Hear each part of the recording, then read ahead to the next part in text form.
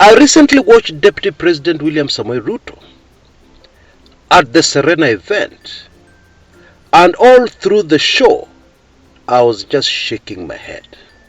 Aye? Because the entire interview process was to his disadvantage. And if you don't believe me, just carefully look at the reaction of the audience. Carefully look at the body language of the journalists interviewing him. The Deputy President told us that the media already have a candidate. Yeah, and of course this is assuming that the way the media works is that they wake up one morning and decide, we don't like this candidate. Let us fully back this one. Yeah. If they do that, how will they pay their bills? How? You tell me. Because the media deals with the public. Yeah.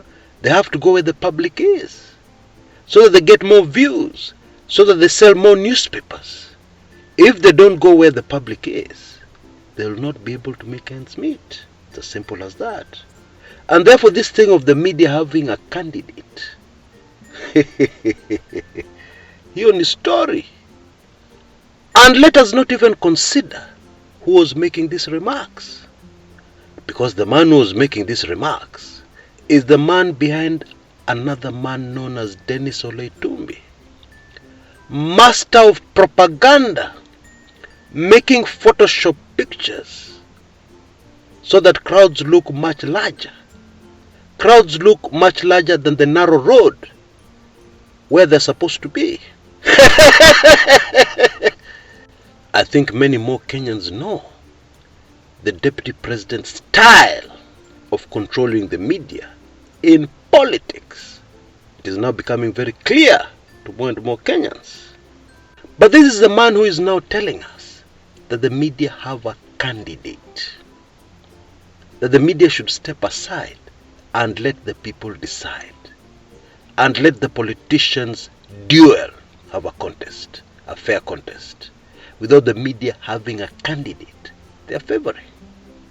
And of course he's saying this when his own media houses allied to him, to the Deputy President, are airing more of Raila Odinga.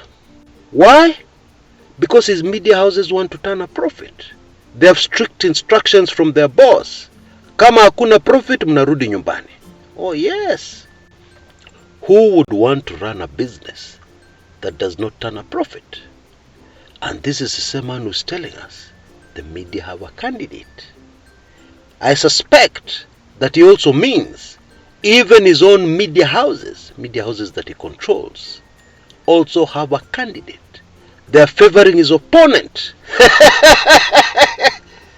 Can you imagine how crazy that is? Anyway, this is the man who must now go back to the drawing boards, pronto, very quickly, to re-strategize. Because what happened yesterday in Kericho, at the mega rally of Azimio, attended by the candidate Raila Amolo Odinga and his running mate Martha Karua, what happened in Kericho yesterday?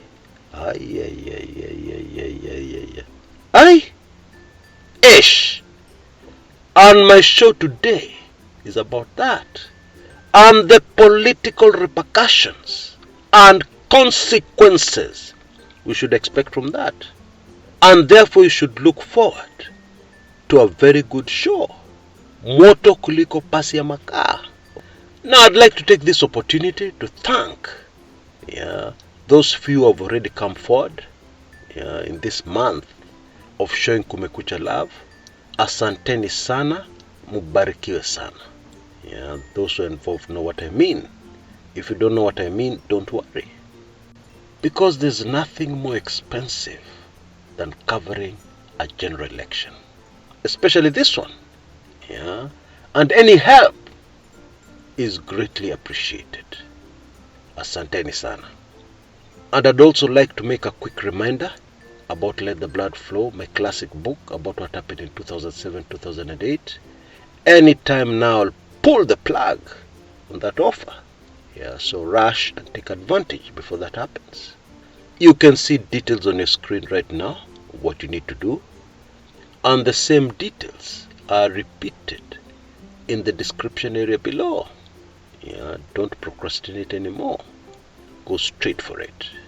And finally, please remember to give me a like if you're enjoying this video and looking forward to much more drama on my show today. Yeah, as usual. Yeah, please remember to give me a like. That will help me. It will help me reach more Kenyans.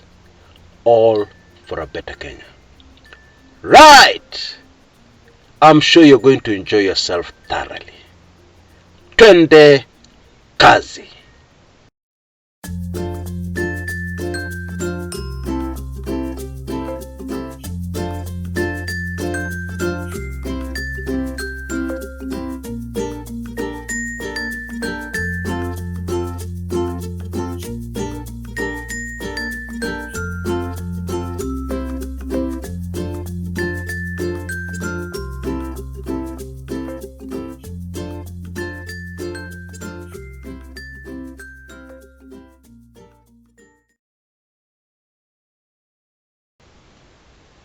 There is no doubt that the vast majority of Kenyans who follow politics are aware that something very major happened yesterday in Kericho County. Oh yes. Indeed, if somebody were visiting Kenya for the very first time, they didn't understand much about Kenyan politics, and they attended that Kericho mega Azimio rally, the first question they'd have asked is, does this region have a candidate? Oh yes. Does this region have a candidate? Where is he? Folks, balancing kando, emotions kando, that is the very naked truth. Let's face it. I even have a confession to make. This rally took me completely by surprise. I was following up on something else. And whatever I was following up on was very involving. Yeah, required my total concentration. And then I had a message coming in through my telegram. And I looked at the photographs coming in from the Kericho rally. And the first thing that came to my mind was doubts. No. Kericho? Raila Odinga in Kericho? No. He would not attract this kind of crowd. And not only a crowd, an enthusiastic crowd. You know, there's a big difference.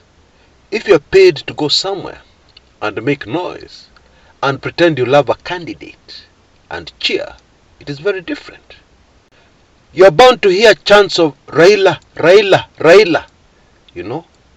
Stage managed, rehearsed, choreographed cheering. Yeah. But when you see a vibrant, huge crowd, plenty of excitement in the air, that is an organic, genuine crowd. People have come there because they're excited. People have come there not to get money, not to get handouts, but to see for themselves and to participate. What?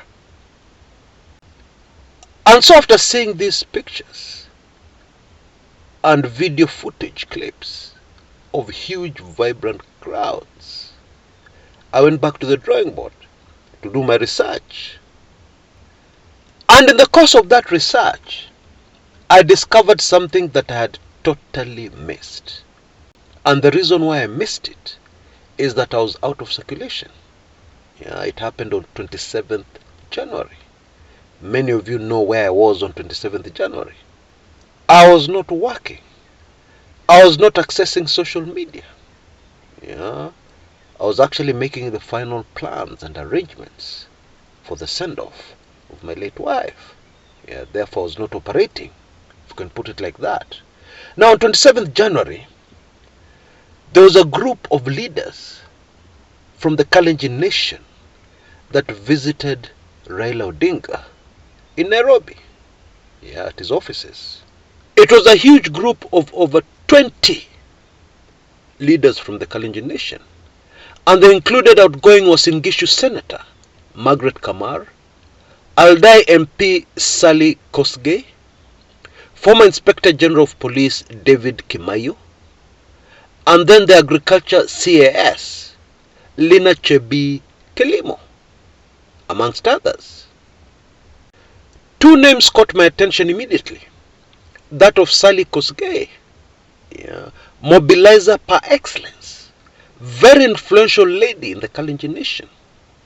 For years she served Moi in very senior positions. Somebody on our Telegram page actually quipped that even WSR fears her. No, I'm not sure about that. But that was somebody's view. Anyway, and of course the other name was Lina Chebi Kelimo. The reason why this second name excited me is that this is a character from the second liberation of the country called Kenya. You see, most Kenyans don't realize that the Kalenjin community played a major role in the second liberation of the country. Most people don't realize that. They assume since Moi hailed from this community, these people did nothing. Indeed, I'm reminded of perhaps the most important political figure in the fight for a better Kenya, a lady known as Philomena Chelagat Mutai, who became a legislator at only 24 years old. I actually had the honor of meeting the late Chelagat Mutai one day. In those days when I used to partake a lot of soda ya wazee, I was seated somewhere and I struck up a conversation, a political one, with somebody. And then very late in that discussion, that lady introduced herself. My name is Chelagat Mutai. Folks, I almost fell off the bus stool. True story. And that video is somewhere on this channel. I'll try and find a link and put it in the description area below. This was a woman you could not corrupt. This was a woman who was straight as a ruler. This was a woman who had character. And because Chelagat Mutai lived, Kenya today is a better country. Oh yes. Anyway, let me not get carried away with my manenos. The reason why this meeting was so interesting is that, in case you didn't know, Baba does not hold meetings for fun. Raila Odinga does not gather a group of leaders just to have a conversation about the weather. No. Folks, I have good reason to believe that this meeting that took place on the 27th of January this year, we saw the results yesterday of groundwork.